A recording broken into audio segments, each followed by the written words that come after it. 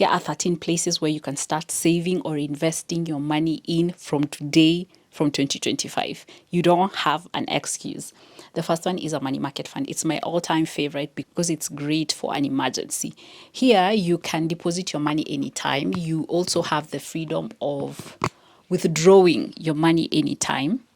So in case something comes up, you need money to start a business, to start an investment, and you've been saving up your money there, you can withdraw it and then use it to do other things. The second one is a SACCO. The beauty of a SACCO is that you can get a loan. But if you save with a money market fund, you can't get a loan. So SACCOs are good for getting loans, and they also earn you an extra income through dividends. Because if you buy shares from a SACCO, you are entitled to getting dividends. And you can also sell your shares, although it's not easy to sell your shares in a SACCO, but then you get the benefit of earning dividends and also getting a loan at a cheaper interest rate than with a bank. So having a SACCO in 2025 might be the best option. The third option is a bank savings account. This one is different from the normal bank account that you use. The one that you currently have right now, where you can withdraw and deposit your money anytime, that's not a bank savings account. That's just a current account. A current account allows you to withdraw money anytime. But with a savings account, it's specifically for savings, and there are usually certain limitations, like the amount of money or the amount of withdrawals that you can do per month. So this is also a great option for guys who don't believe in SACCOs, because there are people who don't believe in SACCOs. So this is a better alternative for you. And the benefit of a bank savings account is that you can always open a savings account with the normal bank that you have. So you just have one bank and then you distribute your money twice, where money goes to the savings account and then you remain with the rest of the money where you can use. The fourth option is a CHAMA. I know it's quite traditional. There are guys who don't like CHAMAs. They feel like you can't save with a CHAMA, but I still feel like it's relevant, because there are certain CHAMAs where when you are starting the CHAMA, you have the ability of buying shares. So it's very good for getting a loan, because sometimes it may be difficult for you to get a loan from a bank. Are you getting a loan from a SACCO because you need guarantors and all that? But if you are in a CHAMA, it can be easier for you to access a loan. So I'll definitely go for a CHAMA. And also, like at the end of the year, if it's a CHAMA where guys buy shares, you can also earn dividends. Yeah. Then the other option is a mobile savings app. There's so many of them, but the ones that allow you to save, we have Branch, we have CHUMS, we have KCB M-Pesa, we have Mshwari. If there are any that I've left out, please leave it on the comments. With a mobile saving app, you have accessibility to saving money with your mobile phone. So you don't have to go through the lengths of transferring money to a bank, right? Let's assume that you have a business, you operate a business, and you have excess income. You can decide to just split your money to separate it within an app. And you can also get a loan from the same app. So you just have to know the app, but not all apps give you loans. So you just have to do your due diligence. But I feel it's a good thing, especially to save small money, so that you can save on the transaction costs and the transaction fees. It's very convenient. Yeah. The other savings or investment option is a fixed income fund. Fixed income funds are just like money market funds, where guys put their money together and then the money is used by a professional, by an expert to invest. But now with a fixed income fund, the money is used to invest in fixed income investments or securities, debt securities like bonds. So this money is going to go to bonds specifically. It can be corporate bonds. These are bonds that are given to, or this is just lending money to businesses, to big corporations. And the money here can also be used for Treasury Bonds. This is where you're lending the government money. So the funds, they basically operate the same way like a money market fund, where you can withdraw your money anytime, you can deposit money anytime. But this time, this one, the investment is on fixed income, is solely concentrating on fixed income. Whereas for money market funds, the money goes to very liquid assets. The expert is using money to invest in very, very liquid assets like Treasury bills. Remember, Treasury bill is for less than a year. So it's very liquid and very low risk, but that doesn't mean that they are not risky. They're just low risk. So this one is for Treasury bills, and also to invest in certificate of deposits. We'll talk about certificate of deposits. So yeah, but here the money is not the money that you're contributing, that money that is pooled together is only used to invest in bonds. Then now let's go to certificate of deposits. Imagine that you have like 100K right now. You have a huge lump sum, or you have 50K, or you have 2 million. And this is excess money, and you know you're going to touch it, you're going to be tempted to touch it. Why not make a deal with your bank where you're going to give them this money, they're going to lock it, and then at the end of the period, you're going to earn a specific interest. For example, let's assume that you have 100K right now at the beginning of the year. So let's say when the year is ending, you saved up 100K. You can go to your bank and then you can say, you know what, let me give you this 100K. And then you guys give me 12% as interest if I don't touch this money for the whole year. That's a certificate of deposit. So at the end of the year, you would have, assuming that it's 12%, you're going to have 12,000 plus your 100K, you're going to have 112,000. But this money, you won't touch it. If you touch this money within that period, you're going to incur a penalty. So that's a certificate of deposit. The other investment that you can make is stocks. This one is very risky, but then very rewarding. And then it takes time. So stocks, this is where you are accepting to own part of a company. And because you're owning part of that company, you are entitled to earning a share of the profits. So here you're going to buy stocks at different companies. You can buy stocks from, in this case, you can buy stocks from companies that are listed in the Nairobi Securities Exchange market. With stocks, you're going to make money through the dividends that you'll be earning every single year, depending on the policy of the business or of the company. And you can also earn a capital gain where the value of the stock that you bought or the value of the share that you bought has increased. Assuming that you bought stocks at a company where the price of the share is 20 shillings. And then in like 2 years, the value of the stock is like 30 shillings. With that case, if you sell your stocks, you're going to earn something extra on top, which is a capital gain. And then when that company is making profits, you'll also earn a share of the profits in form of dividends, which are paid out yearly or bi-yearly, depending on the company. The other investment that you can do is a treasury bill. This is where you're lending money to the government in less than one, and you're going to get back your money in less than 1 year. But the limitation to this is that the minimum investment value is 100K.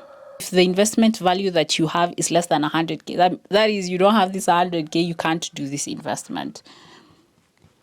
Now, if you're going to lend money to the government, but you're going to get back your money after a year, after 2 years, in 3 years, in 10 years, in 12 years, that's a treasury bond. And the minimum investment value is 50,000 Kenyan shillings. So probably you can decide to go for this. And with this, assuming that you lend them this 50K and you take, let's say, a 5-year bond, in year 1, you're going to earn an interest. In year 2, you're going to earn an interest. In year 3, you're going to earn an interest. In year 4, you're going to earn an interest. In year 5, you're going to earn your interest.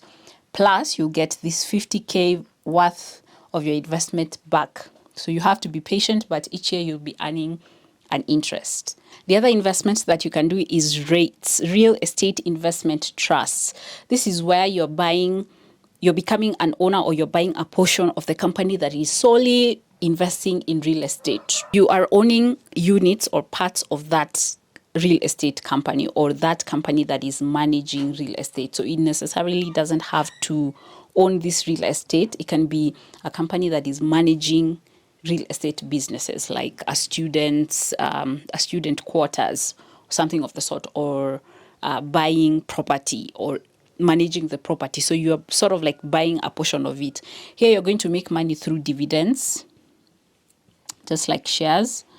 And yeah, so you can buy a unit of this, assuming it's 20 shillings. If that unit, or if the value of that unit goes up in 2 years' time, in 3 years' time, from 20 shillings to 40 shillings, if you're going to sell it, you're going to earn a difference of 10 shillings. That is 30 minus 20. Now multiply by the number of units that you've bought. It's just like shares. So you can do this one. Although this one, we don't have as many companies that are into this, but you can check a few that are listed in the Nairobi Securities Exchange market. Again, real estate has always been a promising investment. So that's why instead of you buying shares or stocks from any other market, like tea market or anything, you can just decide to invest in real estate, right? Because it never gets old. Yeah, you can check this one out. And the other investment that you can do is a physical asset. Like literally you're owning a physical asset like land. You have 1.2 million shillings somewhere and you want to buy a plot of land. Or you want to buy a piece of property, an old, assuming you're buying an old house and then you're going to renovate it, and you can do Airbnb, and you can also use the property for events and such kind. Within the physical asset, you can also invest in a business. You can decide to start a Mutumba business next year if you decide to invest in this. One thing to note that physical assets are, okay, it just depends. They are risky. Some of them, like a business, is very risky, but then if it works out, you earn a lot. It has a very good return on investment, but then again, it's risky. The thing about land is that sometimes it can be non-cash generating. When you're investing in land and assuming that you've got a plot of land, you've just left it there expecting the value to go up, then it's not generating cash immediately. It's not as liquid as you can. Even selling a plot of land is not as easy as getting money or making money from some of these other accounts. So sometimes you might consider it as non-cash generating asset, but then you just have to be patient, and you have to be patient for the value of the land to go up. The same thing with property, the piece of property. Then the final investment that you can do is invest in yourself. This means that you are spending money on you so that you can acquire certain skills, so that you can upskill, so that you can grow and make yourself attractive. Probably you want to do plumbing and you invest in learning a skill about plumbing because the skill that you currently have now is not as attractive. It doesn't fit into the market. It can be you learning a tech skill because tech is now the new attractive skill. So you are spending money on courses to learn this. It can be you learning and having a master's degree so that you can be more attractive and you can develop some skills. So it doesn't matter, anything or any money that you pour into yourself so that you can learn skills that will in turn make you an entrepreneur, let you manage your business better, make you become a high paying or a higher earning employee or get a promotion, anything of the sort. As long as you're spending money on yourself and you're equipping yourself with skills, then it's also an investment worth taking. What you'll notice is that most of these assets are financial assets. Like you can't touch them. The value of the investment is based on a contract, except for the physical asset one, that is land, property, business. I would say that most of them are low risk, with the exception of stocks. The other ones, some of these are low risk investments, but it doesn't mean they don't have risk, but they are just simply low risk.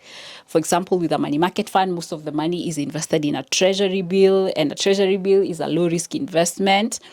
Treasury bond is also a low risk investment. Again, it doesn't mean that they are not risky. Certificate of deposit is also less risky, and the whole point is that the less riskier the investment or savings that you do, the lesser the return. But the more the riskier the investment that you make, the more the return. So what type of investor or saver will you become in 2025? Are you more of a risk taker? You want to put your money in a business where with 100K you can start a business. If it's successful, if it's poultry farming, whichever business it is, it's going to earn you a higher return than if you save or invest that 100K in a money market fund, or you put it in a SACCO and you earn dividends, or you put it in a savings account. The return can be between 6,000 to 12,000, depending, So the same thing with the CHAMA, the same thing with if you have that 100K, and you're putting it in a mobile saving app or in a fixed income fund. So 100,000 Kenyan shillings in a business, again, it depends which business, can yield you more income, can yield you more money, but it's more risky than in this low risk financial asset investments. Well, yeah, even with stocks. So where are you going to start saving? Now you don't have an excuse to not save or invest in 2025. Even as of now, why wait until 2025 when we can start today? Which one is your favorite? Which one is your least favorite? Which one would you not invest here? And please share your thoughts on the comments, like this video, and see you in the next video.